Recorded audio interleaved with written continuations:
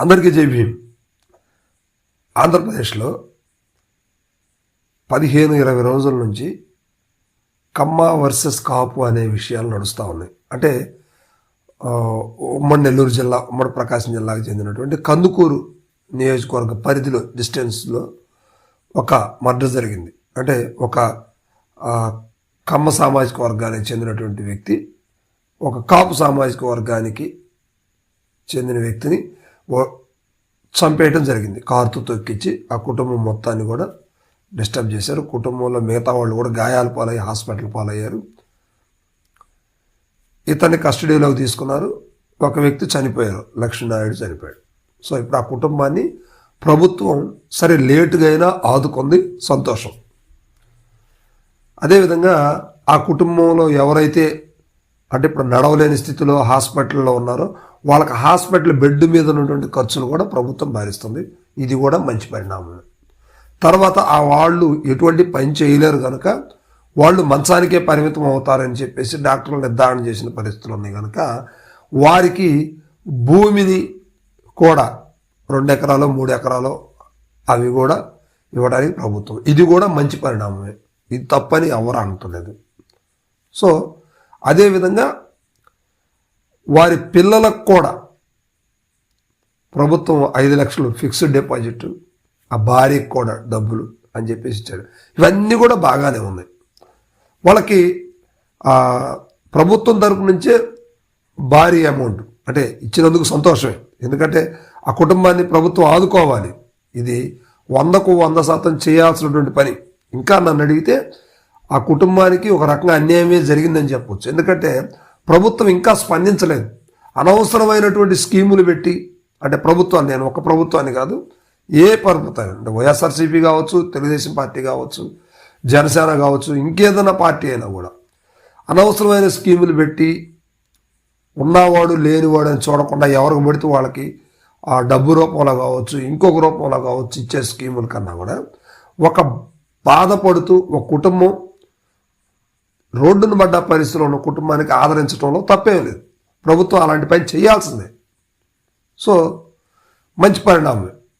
కానీ నేను ఈ ఆంధ్రప్రదేశ్ ముఖ్యమంత్రి కావచ్చు, ఉప ముఖ్యమంత్రి పవన్ కళ్యాణ్ గారు కావచ్చు, నేను ఒక్కటే ప్రశ్నిస్తున్నాను.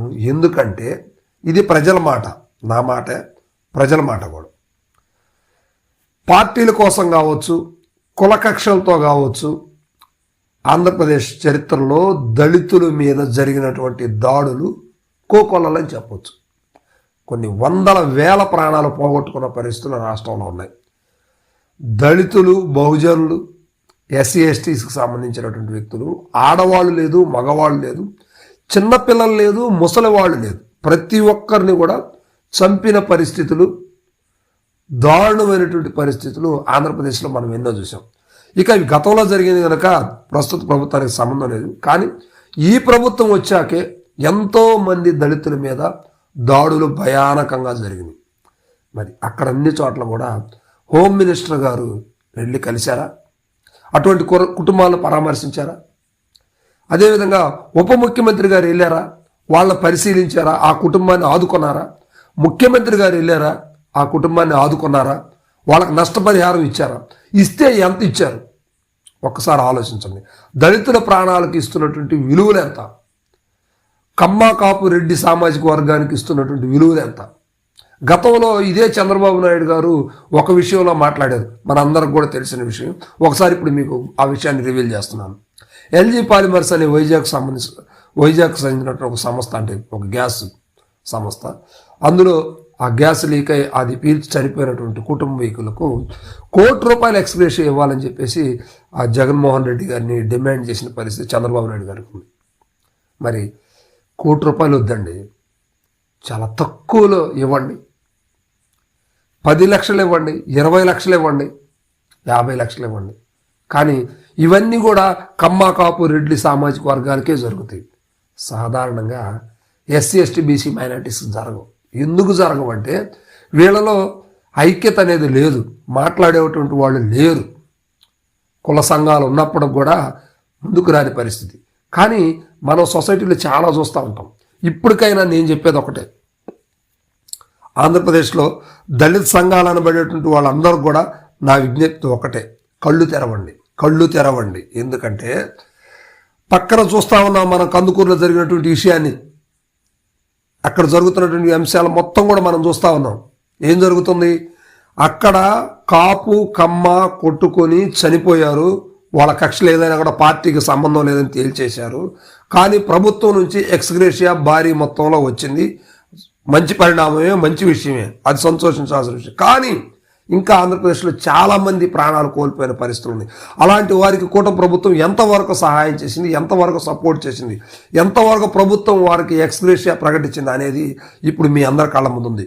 సంఘాలు వేసుకొని బోర్డులు పెట్టుకొని కక్కుర్తిపడి జీవించడం కాదు. నేను ఇది కేవలం దళిత సంఘాలకు మాత్రమే నేను విజ్ఞప్తి చేస్తున్నాను. ఇలాంటివి కాదు, ఒక పోరాటం అనేది ఉద్యమం కోసం పోరాడండి. ఇప్పటికైనా కళ్ళు తెరవండి. చూసారా, ఉన్నత వర్గాలకు చెందినటువంటి వాళ్ళు ఎంత అభివృద్ధి పదంలో, వారి మరణం కూడా విలువైందే, వారి చావుకు కూడా ఎక్స్గ్రేషియా ఎక్కువే ప్రకటిస్తారు. కానీ సామాన్యులకి అస్సలు వచ్చేటువంటి, ప్రభుత్వం ఇచ్చేటువంటి పరిస్థితి కూడా లేని పరిస్థితి మన రాష్ట్రంలో చూస్తాను. సో ఇప్పటికైనా మరోసారి చెప్తున్నాను, కళ్ళు తెరవండి, ఐక్యంగా బతకండి. కాపుల్లో ఐక్యత లేదన్నట్టు కనిపిస్తూ ఉంది. డిప్యూటీ సీఎం గారు కూడా కనీసం అక్కడికి వెళ్ళలేదు, చూడలేదు.